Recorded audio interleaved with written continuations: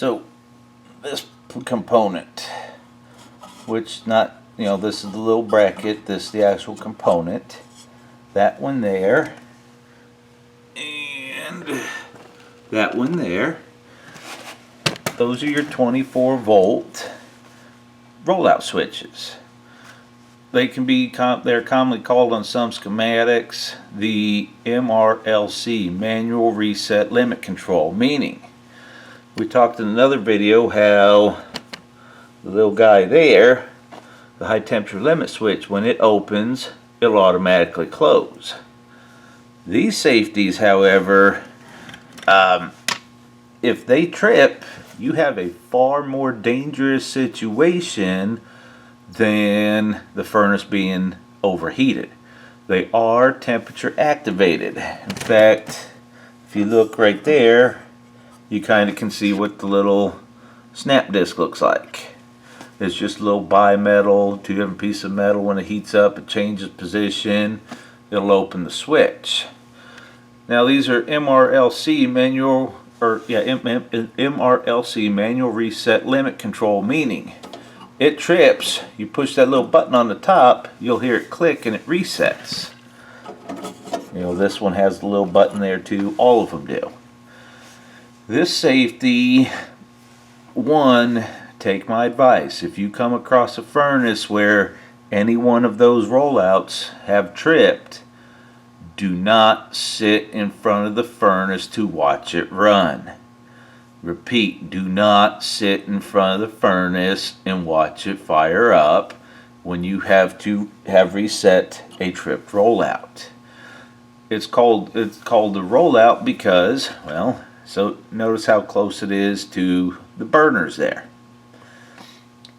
If the heat exchanger is cracked, we'll say, the burners will fire up, the burners will run as normal, the inducer is going to run as it should, but once the blower motor kicks on, it's going to overcome the negative pressure in the heat exchanger, causing the flames to shoot out. Well, see where my finger's pointing? It's going to shoot out at you. So if you reset the rollout thinking you fixed it, watch it fire up, kiss your eyebrows goodbye because you're going to get a fireball to the face. It's not a huge massive one, but it's enough to come out real quick and shut it down. Okay, they're 24 volts just like all the others. You put a probe here, put a probe there, you can ohm it out. I use ohms to see if you get a bad rollout switch or not. But just remember, if this little button is poked up, it has tripped, you put your meter on there and go, ooh, oh well, it's a bad switch. No, you didn't reset it. It has to be reset because these are manual, while others on furnaces tend to be automatic. Because this is here to sense the temperature of a flame shooting out in the direction they're not supposed to be. Like if you had on a natural draft furnace, lack of combustion air, the flames will want to come out of that burner box and essentially, start a major fire type of thing. 24 volts. Watch what happens when we disconnect the wire here. It's going to act just like the limit switch did. When the inducer is going to kick on, the blower is going to kick on. Because on some manufacturers, this will be on its own circuit. Other manufacturers, you might have a wire coming from the limit switch here, going down to the rollout circuit here. So if you look at it, it's going to say diagnostic code, limit switch stuck open. No, this is part of the limit switch. That's why it's important to read your schematics to understand what's going on, or to at least, watch videos like this to understand what's going on, or, pay attention in trade school. The diagnostic code says limit circuit open. Well,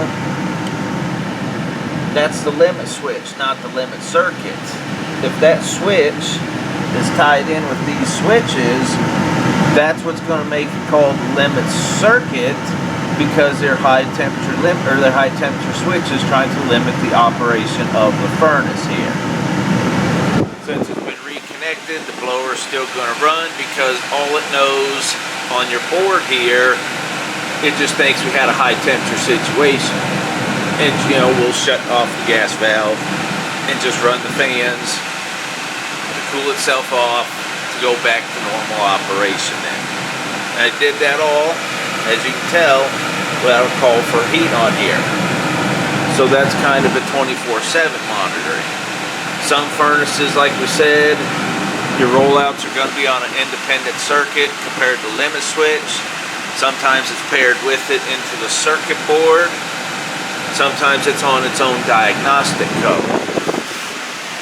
They're just standard little safety switches. If you get ohmed out, you get OL, switch is open. You have 0 ohm, switch is closed. Now remember this little part. If you ohm out this little 24 volt switch and suddenly get 10 ohms, well, how much will 10 ohms impact a 24 volt circuit? Enough to not make it run. So hopefully the little videos here will give you some help and information on like troubleshooting these deals. Remember to subscribe to my channel and check out my other furnace videos. Bye bye.